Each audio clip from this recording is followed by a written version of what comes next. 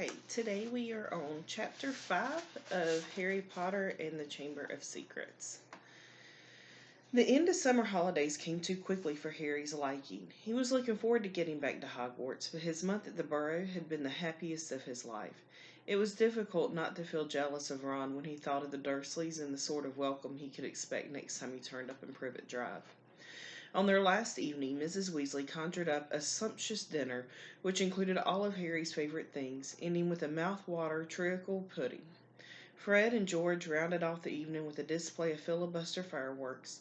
They filled the kitchen with red and blue stars that bounced from ceiling to wall for at least half an hour. Then it was time for a last mug of hot chocolate in bed.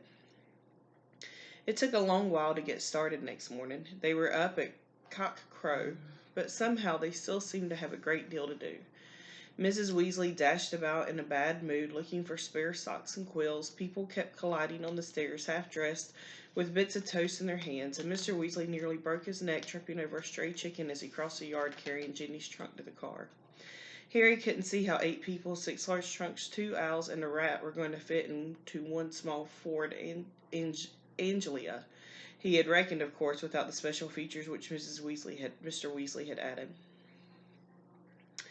"Not a word to Molly," he whispered to Harry as he opened the boot and showed him how it had been magically expanded so that trunks fitted easily. When at last they were all in the car, Mrs. Weasley glanced into the back seat where Harry, Ron, Fred, George, and Percy were all sitting comfortably side by side, and said, "Muggles do know more than we give them credit for, don't they?" She and Ginny got into the front seat, which had been stretched so that it resembled a park bench. "I mean, you'd never know it was this roomy from the outside, would you?" Mr. Weasley started up the engine and they trundled out of the yard. Harry turning back for a last look at the house. He barely had time to wonder when he'd see it again when they were back. George had forgotten his box of filibuster fireworks. 5 minutes after that, they skidded to a halt in the yard so that Fred could run in for his broomstick. They had almost reached the motorway when Ginny shrieked that she'd left her diary, and by the time she had clambered back into the car, they were running very late and tempers were running high. Mr. Weasley glanced at his watch and then at his wife. "Molly, dear." "No, Arthur. No one would see. This little button here is an invisibility booster I installed. That'd get us up in the air. Then we fly above the clouds. We'd be there in 10 minutes and no one would be any the wiser." "I said no, Arthur. Not in broad daylight." They reached King's Cross at 11:15. Mr. Weasley dashed across the road to get trolleys for their trunks, and they all hurried into the station. Harry had caught the Hogwarts Express the previous year. The tricky bit was getting onto platform 9 3/4, which wasn't visible to Muggle eye. What you had to do was walk through the solid barrier dividing platforms 9 and 10. It didn't hurt, but it had to be done carefully so that none of the Muggles noticed you vanishing. "Percy first," said Mrs. Weasley, looking nervously at the clock overhead, which showed they had only 5 minutes to disappear casually through the barrier. Percy strode briskly forward and vanished.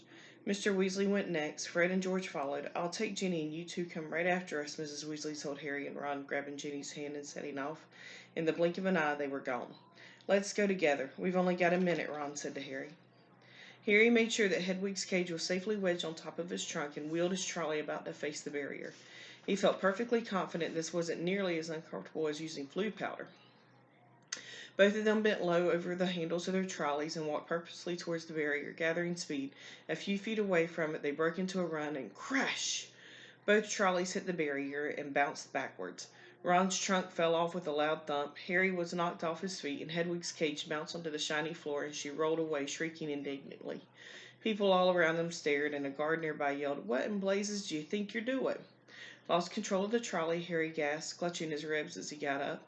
Ron ran to pick up Hedwig, who was causing such a scene that there was a lot of muttering about cruelty to animals from the surrounding crowd. "Why can't we get through?" Harry hissed at Ron. "I don't know." Ron looked wildly around. A dozen curious people were still watching them. "We're going to miss the train," Ron whispered. "I don't understand why the gateway sealed itself." Harry looked up at the giant clock with a sickening feeling in the pit of his stomach. 10 seconds, 9 seconds. He wheeled his trolley forward cautiously until it was right against the barrier and pushed with all his might. The metal remained solid. 3 seconds, 2 seconds, 1 second. "It's gone," said Ron, sounding stunned. "The train's left. What if Mom and Dad can't get back through to us? Have you got any Muggle money?" Harry gave a hollow laugh. "The Dursleys haven't given me pocket money for about 6 years. Ron pressed his ear to the cold barrier. "Can't hear a thing," he said tensely. "What are we going to do? I don't know how long it'll take Mom and Dad to get back to us." They looked around. People were still watching them, mainly because of Hedwig's continuing screeches. "I think we'd better go and wait by the car," said Harry. "We're attracting too much attention." "Harry," said Ron, his eyes gleaming. "The car. What about it?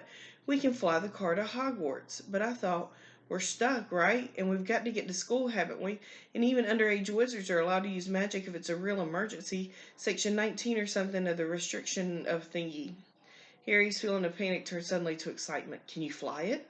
"No problem," said Ron, wheeling his trolley around to face the exit. "Come on, let's go. If we hurry, we'll be able to follow the Hogwarts Express." As they marched all through the crowd of curious muggles, out of the station and back into the side road where the old Ford Angelia was parked, Ron unlocked the cavernous boot with a series of taps from his wand. They heaved their trunks back in, put Hedwig on the back seat, and got into the front. "Check no one's watching," said Ron, starting the ignition with another tap of his wand. Harry stuck his head out the window. Traffic was rumbling along the main road ahead, but their street was empty. "Okay," he said. Ron pressed a tiny silver button on the dashboard.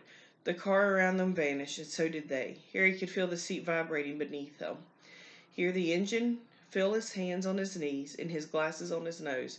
But for all he could see, he had become a pair of eyeballs floating a few feet above the ground in a dingy street full of parked cars. "Let's go," said Ron's voice from his right. The ground and the dirty buildings on either side fell away, dropping out of sight as the car rose. In seconds, the whole of London lay smoky and glittering below them. Then there was a popping noise, and the car, Harry and Ron reappeared. "Uh-oh," said Ron, jabbing at the invisibility booster. "It's faulty." Both of them pummeled it. The car vanished, then it flickered back again.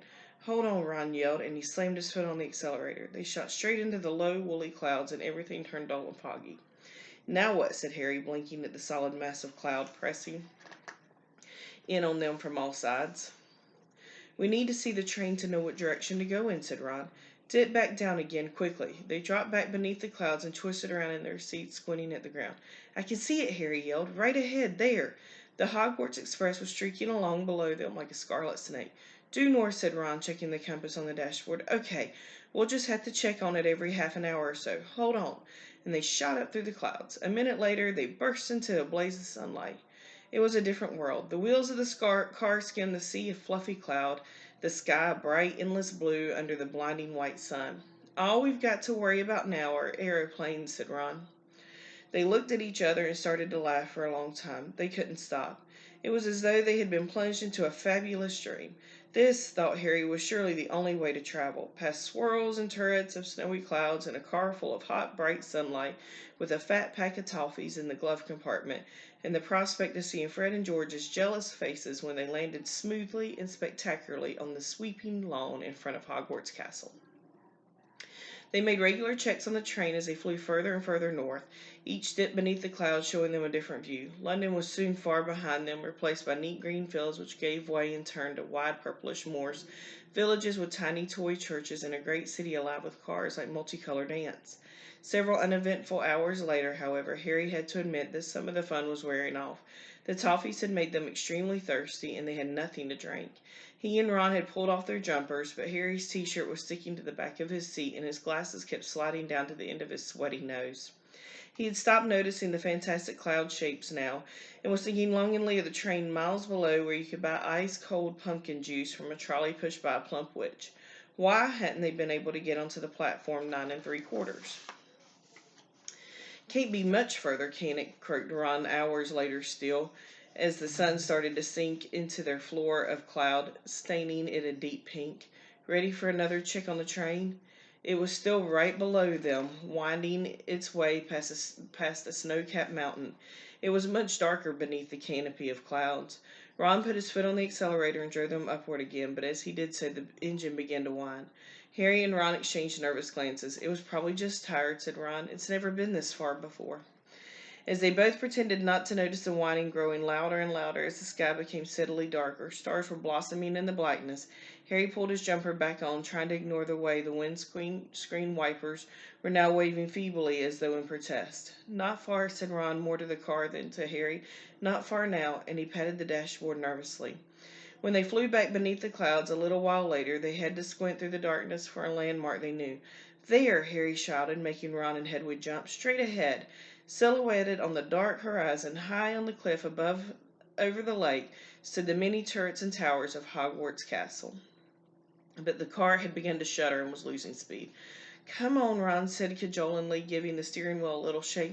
Nearly there. Come on. The engine groaned. Narrow jets of steam were now issuing from under the bonnet. Harry found himself gripping the edges of the seat very hard as they flew toward the lake. The car gave a nasty wobble. Glancing out of his window, Harry saw the smooth, black, glassy surface of the water a mile below. Ron's knuckles were white on the steering wheel. The car wobbled again. Come on, Ron muttered. They were over the lake. The castle was right ahead. Ron put his foot down. There was a loud clunk, a splutter, and the engine died completely. Uh-oh, said Ron into the silence.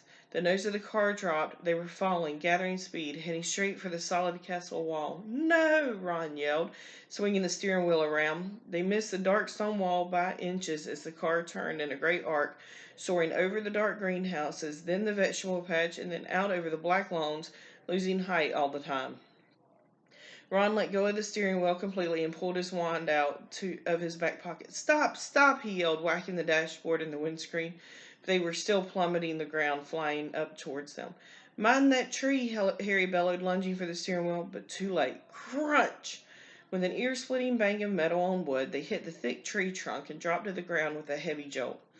Steam was billowing from under the crumpled bonnet. Hedwig was shrieking in terror. A golf ball-sized lump was dropping on Harry's head where he had hit the windscreen, and to his right, Ron let out a low, despairing groan. Are you okay? Harry said urgently. My wand, said Ron in a shaky voice. Look at my wand. It had snapped almost in two. The tip was dangling limply, held on by a few splinters. Harry opened his mouth to say he was sure they'd be able to mend it up at the school, but he never got started. At that very moment, something hit his side of the car with the force of a charging bull, sending him lurching sideways onto Ron, just as an equally heavy blow hit the roof. What's happened? Ron gasped, staring through the windscreen. And Harry looked around just in time to see a branch as thick as a python smash into it. The tree they had hit was attacking them. Its trunk was bent almost double, and its gnarled boughs were pummeling every inch of the car it could reach. Ah, said Ron as another twisted limb punched a large dent into his door. The windscreen was now trembling under a hail of blows from knuckle-like twigs, and a branch that, as thick as a battering ram, was pounding furiously on the roof, which seemed to be caving in. Run for it, Ron shouted, throwing his full weight against the door. But next second he had been knocked backwards onto Harry's lap by a vicious uppercut from another branch. We're done for, he moaned as the ceiling sagged, but suddenly the floor of the car was vibrating. The engine had restarted. Reverse, Harry yelled, and the car shot backwards. The tree was still trying to hit them.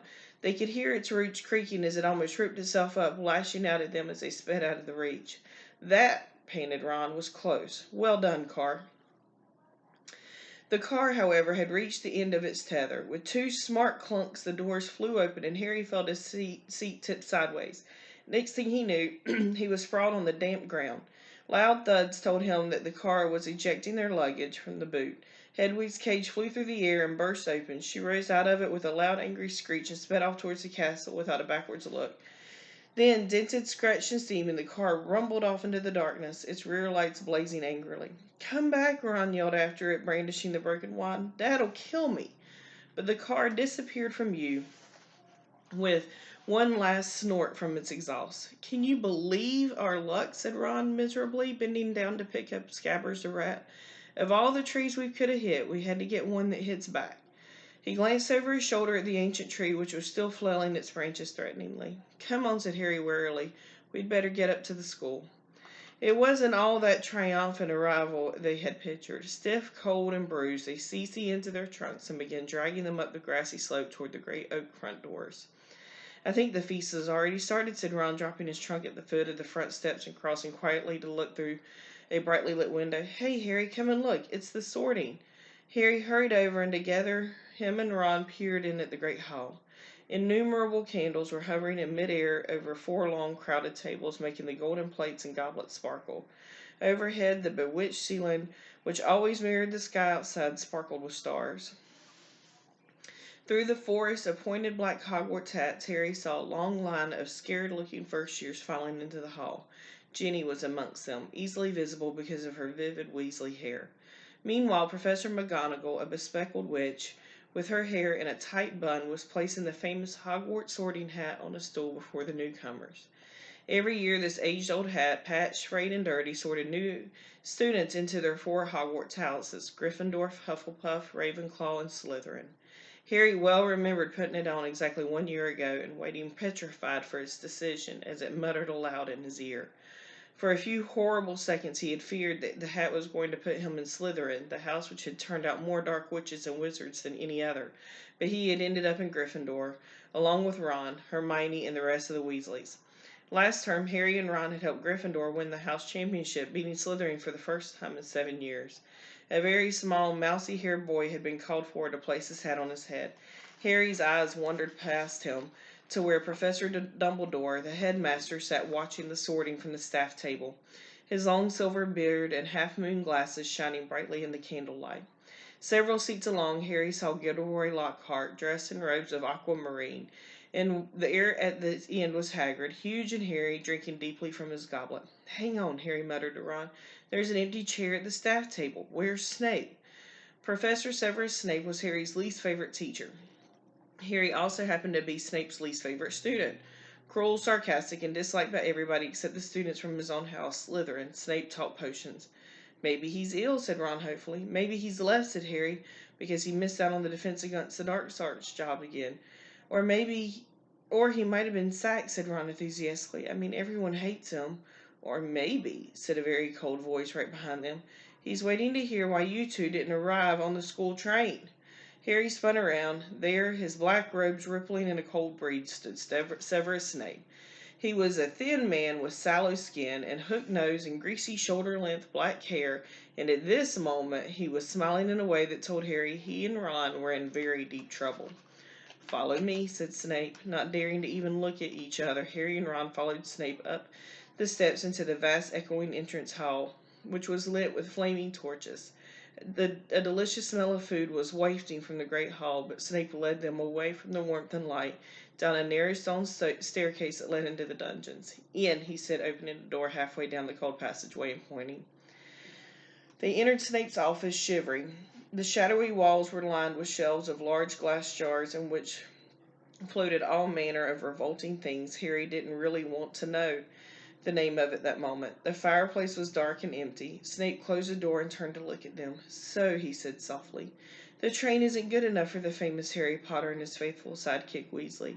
Wanted to arrive with a bang, did we, boys?" "No, sir. It was the barrier at King's Cross. "Silence," said Snape coldly. "What have you done with the car?" Ron gulped. This wasn't the first time Snape had given Harry the impression of being able to read minds, but a moment later he understood as Snape unrolled today's issue of the Evening Prophet. "You were seen," he hissed, showing from the headline. "Flying forward Angelia mystifies Muggles."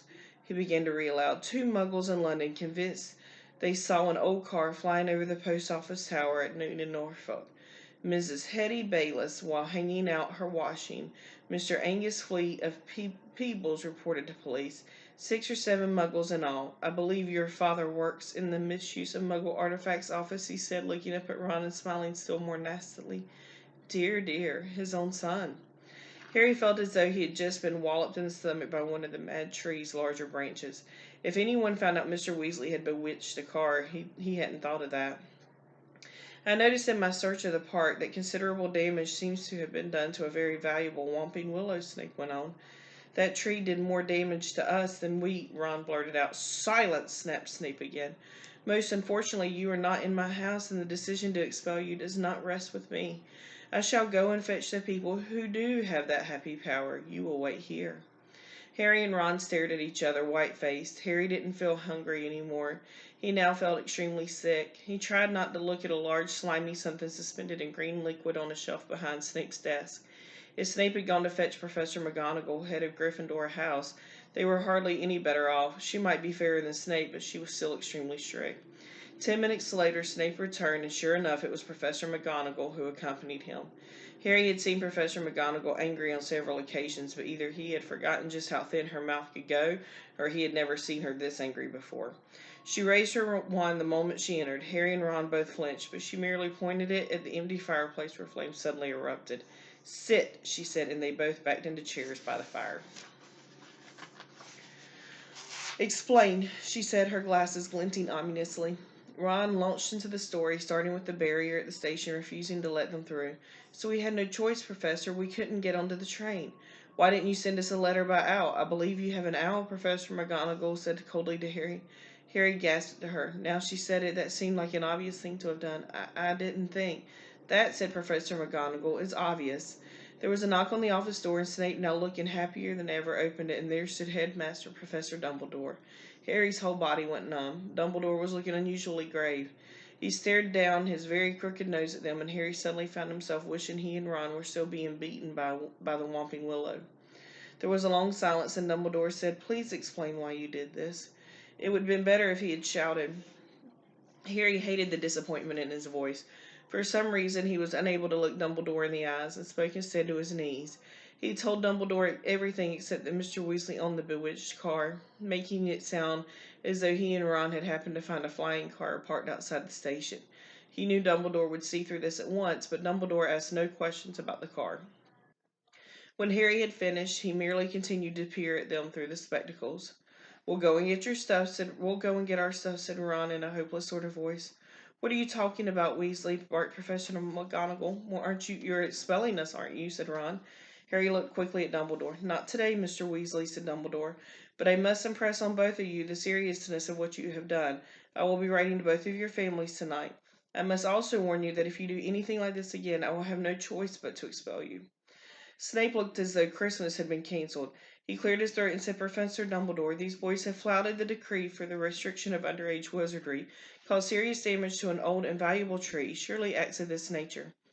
"It will be for Professor McGonagall to decide on these boys' punishments, Severus," said Dumbledore calmly. "They are in her house, and they are therefore her responsibility." He turned to Professor McGonagall. "I must go back to the feast, Minerva. I've got to give out a few notices. Come, Severus, there's a delicious-looking custard tart I want to sample."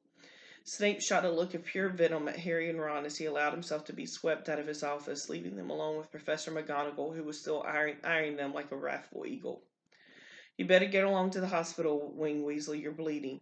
"Not much," said Ron, hastily wiping the cut over his eye with his sleeve. "Professor, I wanted to watch my sister being sorted."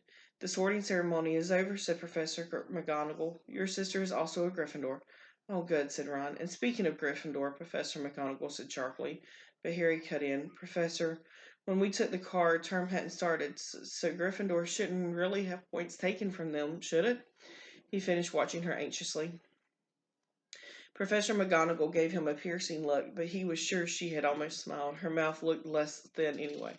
"I will not take any points from Gryffindor," she said, and Harry's heart lightened considerably, "but you will both get a detention." It was better than Harry had expected. As for Dumbledore writing to the Dursleys, that was nothing. Harry knew perfectly well they'd just be disappointed that the Whomping Willow hadn't squashed him flat. Professor McGonagall raised her wand again and pointed it at Snape's nest. A large plate of sandwiches, 2 silver goblets, and a jug of iced pumpkin juice appeared with a pop.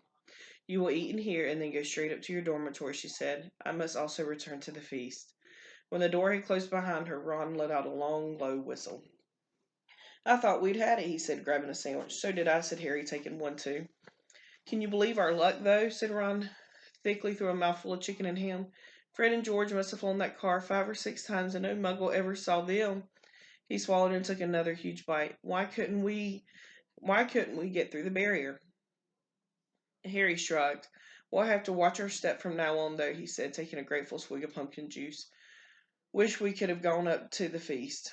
"She didn't want us showing off," said Ron sagely. "Doesn't want people to think it's clever arriving by flying car." When they'd eaten as many sandwiches as they could, the plate kept refilling itself. They rose and left the office, treading the familiar path to Gryffindor Tower. The castle was quiet. It seemed that the feast was over. They walked past muttering portraits and creaking suits of armor, and climbed narrow flights of stone stairs until at last they reached the passage where the secret entrance to Gryffindor Tower was hidden behind an oil painting of a very fat woman in a pink silk dress. Password, she said as they approached. Said Harry they didn't know the New Year's password, not having met a Gryffindor prefect yet. But help came almost immediately. They heard hurrying feet behind them and turned to see Hermione dashing towards them. There you are! Where have you been? The most ridiculous rumor. Someone said you were expelled for crashing a flying car. Well, we haven't been expelled, Harry assured her. You're not telling me you did fly here, said Hermione, sounding almost as severe as Professor McGonagall. Skip the lecture, said Ron impatiently, and tell us the new password. It's Wattlebird, said Hermione impatiently, but that's not the point. Her words were cut short, however, as the portrait of the fat lady swung open, and there was a sudden storm of clapping. It looked as though the whole of Gryffindor House was still awake, packed into a circular common room, standing on the top lopsided tables and squashy armchairs, waiting for them to arrive. Arms reached through the portrait hole to pull Harry and Ron inside, leaving Hermione to scramble in after them. Brilliant, yelled Lee Jordan. Inspired. What an entrance. Flying a car right into the Wampin Willow. People will be talking about that one for years. Good on you, said a fifth year Harry had never spoken to. Someone was patting him on the back as though he had just won a marathon. Fred and George pushed their way to the front of the crowd and said together, Why couldn't you have called us back, eh? Ron was scarlet in the face, grinning embarrassedly, but Harry could see one person who didn't look happy at all. Percy was visible over the heads of some excited first years, and he seemed to be trying to get near enough to start telling them off. Harry nudged Ron in the ribs and nodded in Percy's direction, and Ron got the point at once.